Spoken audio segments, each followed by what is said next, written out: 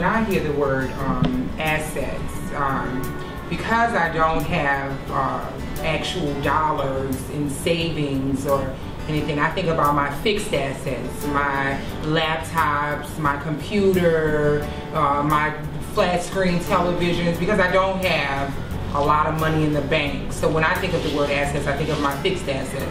Land is one of our biggest assets. Land and real estate. You know, along with with experience and education, that's a valuable asset. You know, we raise our kids on the farm, but you teach them to get an education. The education will last you a lifetime. It's interesting when you think about how our people perceive assets. Some of them come in different forms. It's not always connected to long-term asset building and protection. Sometimes it's their cars or the social status, things like that. As a farmer myself, I like to think about things like a tractor or other type of barn or any other property, and land would be number one that I often think of because it's a good commodity, a good collateral. When I hear asset, I be thinking of something I would like to gain, like buying my own home, getting it from the ground up, helping my children be stable, in case they're tomorrow, Owning your own business is one of the major assets I think you can have. Another thing that I think that we also think about when we think about assets are our personal experiences that we've had in life. Because this is an asset that we can share with somebody else. If you've been involved in something 10, 20, 30 years, you should have, as an asset, personal asset, experience. Basically, Central City is a residential community. There are hundreds of homes in Central City. Prior to Katrina, our rent-to-own ratio was extremely high, like 70% renter. That number is moving. Since Katrina, more homeowner opportunities have come about and people have really begun to invest. My name is Rosalind Washington and I work with the Neighborhood Development Foundation. The Neighborhood Development Foundation is a 25-year-old counseling and education organization that teaches individuals how to build assets through home ownership. Assets in Central City and assets in the name of the Neighborhood Development Foundation comes in the form of housing. I think that minorities and low-income people lack assets because there is a lack of information about exactly what that is. There is a lack of information that could probably just scare the bejeebies out of most people. If you tell them that they have this responsibility that goes along with this privilege, but they don't quite understand what it is that I need to do when I walk into this bank.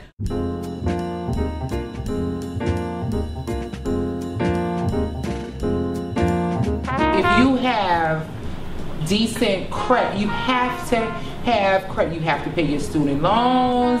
You have to taxes. You have to have credit to buy. You have to have credit to do anything.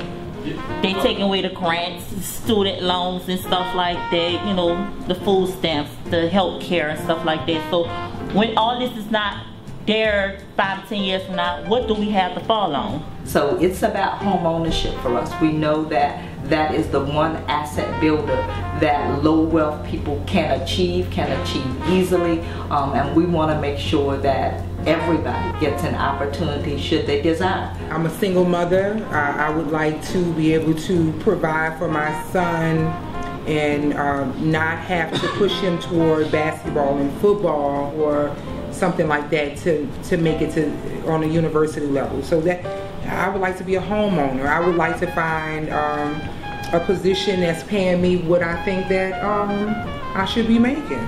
We are used to living in neighborhoods and houses where we know our neighbors next door and the ones across the street, because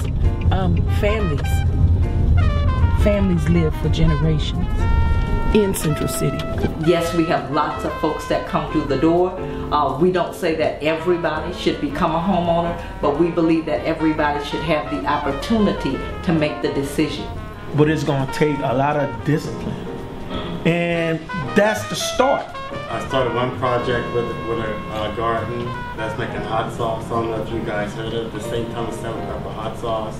If we can launch that and get that off the ground, that'd be one thing. I've been doing some research. I make my own soap, and that's a resource. And I'm doing it out of these community gardens. Just to teach kids how to do business. So that's a goal for me. If I can launch one of these products to the moon, I'll be okay. The real issues is that we are homeowners in the lower 9th ward and we don't have any money. The conditions is bad, the streets are bad, the lighting is bad, no police protection. I mean, these are real issues. Has this group heard of a product that's called individual development accounts, these IDAs? No, I haven't. The concept is it helps people build assets through saving. Let's say if you save $500 over a year, at the end of the year, they match you $500. Some IDAs are for buying a house. Some of them are geared towards buying a car. How would something like that work for y'all? Well, I would like to pay my house out. I want to pay my house off, period. Plus, I want to get me a car. There are all sorts of assets, and we kind of talked about a few. And Nina helps people access them. So, Nina, I understand you all are working with them. What other assets is Nina helping folks to develop? Well, I know they help you to get furniture. They say home ownership. Yeah. Home ownership. Yeah, they have some first-time home buyers. We define economic development connected to asset building in both building key institutions, wealth for our families with home ownership, but we use it under a different model, and we use the community land trust model as our main strategy to bring sustainable development in the community. Well, if I had an asset, I would buy a drugstore, I would buy a supermarket, I would buy a Popeye chicken, I would buy, there's so many things that the 9th ward needs. Yeah. Walgreens, they need pharmacies, they need, the money from the 9th ward is going down to St. Bernard. Yeah, that's true too. That's where we're taking our money. We're spending our money in St. Bernard. Not as a racist standpoint of view, but as a knowledgeable thing. The majority of the 9th ward shop in St. Bernard. That's the difference with a land trust. The land trust does not take the subsidy or the public resource or the investment that the community at large has brought to the table and allow it to go away into another community or another city. It remains intact. So I will tell you differently, while we want to help individuals, we are really focused on building community wealth for the long term. So it doesn't matter who's on the lot. When you're a part of this community, you share in the wealth.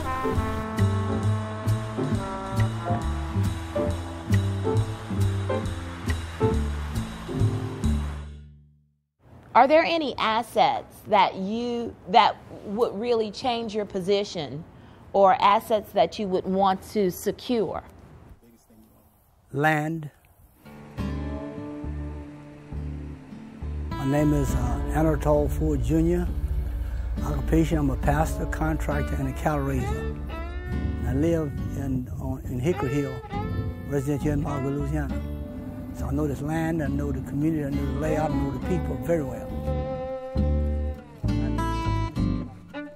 Coming up, my daddy, I was about the age of 13 when my daddy saw fit to buy a piece of land, about 90 acres around the corner, and we were milking dairy. We were milking the milk dairy on this property right next door. And the sheriff was Harold Henderson, deputy sheriff. I asked my daddy why was he buying the land. He told him. And the next day, my daddy was supposed to go and make his ex to purchase the land. When he got there, FHA told him, "I'm sorry, Mr. Ford, you got to learn how to keep your mouth shut. The land ain't for sale now. And that, from that day on, strong in my heart, in my mind, in my soul, and in my spirit, that one day I was going to purchase enough land equal to that amount that we were farming for free. My name is Freddie Pryor. My occupation is a farmer, sweet potato farmer. It's this building where we're standing in right now. That's the biggest asset that I have. This building is a sweet potato kill that you store sweet potatoes in. I live in the city of Mansour, state of Louisiana. Well, I love most about farming. That's the only thing I did all my life, like 25, 30 years. So that's all I really know, so that's what I love. My name is Bruce Harrell. I'm from Marksville, Louisiana. I'm a cooperative developer for the Federation of Southern Cooperatives in Louisiana. Farmers consider assets to be land, equipment, livestock, home, buildings, sheds, CDs, or money in the checking or savings account, IRAs, stuff like that. What's standing in your way of either securing the assets you need or holding on to the assets that you already have and value? More adequate lending, loans, to make production loans. That's one of the biggest problems they face. Well, my biggest challenge in farming is, like I said earlier, is that I can't seem to get no insurance to cover my losses in case there ever was a loss. We had a storm come through one time and quite a few cattle was destroyed and a lot of hay metal was ruined, and I couldn't find hay. I had to pay extremely high prices and I couldn't get no recovery in no kind of way. My problem is money. I would like to be able to get some type of loan at low interest or a grant even to help me get back started again, because I'm starting to slow down because I don't have the finances. My biggest challenge in farming is the weather and just getting enough money to make a crop, I lost 5 cattle with one guy who told me he knew how to give shots to cows and kill 5 of them, 5 of my best cows at one shot. I had no way to recoup that money. Insurance is one of my greatest concerns. And every agency I went through, they gave me a runaround and lied to me and never would write me no policies. People of color, I know in this area, I'm not saying it's everywhere, but in this area, you have to put down at least 50% of whatever. If you want to borrow $100,000, you have to put down at least $50,000, 50% of the value. And a lot of people don't have that kind of money. Got it.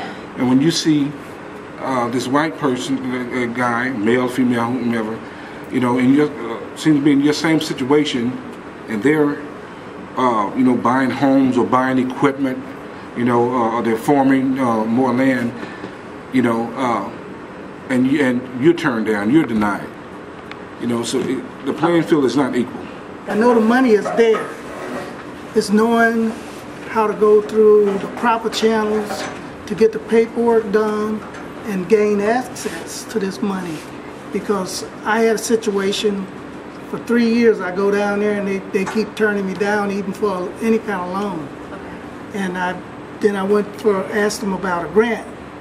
And same office, same 2 people work there, I got 2 different answers. One said we don't give grants. One guy tells me we give grants all the time. We give out millions of dollars a year. So, and he sent me paperwork, but I didn't know how to fill it out because it was a stack of paperwork about a ½ inch thick, and there was no way that I could complete this. Needed help there. The price of things is outrageous. The price of feed for cattle, the price of diesel for your tractor, the price of repairs, and when you have to cough up all these increases, sometimes you have no alternative but to let go of what you have. So, Louisiana do not have any kind of guidelines for these corporations who sell these items, and I think if we can regulate that, you know. But then most farmers and most people will stay in operations. Each community determines what is its assets. There is not one standard that can be applied to all communities because each community has something different that serves as its asset. I'm in college now, working towards my degree because I have parents in this situation and, you know, struggling. So I want to have it better for my life. So I'm working towards a degree in nursing so I can have money to take care of myself and don't have to depend on the government or anything to take care of me. You have some responsibilities that come along with the privilege of you being a homeowner, and that's the kind of information that's explained to them about what this asset now means. And not only that, but you're just a caretaker for this particular piece of asset that hopefully you will be able to nourish and pass on to your children so that your children will have a leg up more than you did when they get started in this process. The family might grow up and part and go different places, but we can always come back to the land. If the homestead, the old house is there, it's the gathering place for family reunions. It's the place where if you get in trouble financially, like what's going on with the automobile industry in Detroit, you can always come home. And that's a good feeling to know that you can always come home.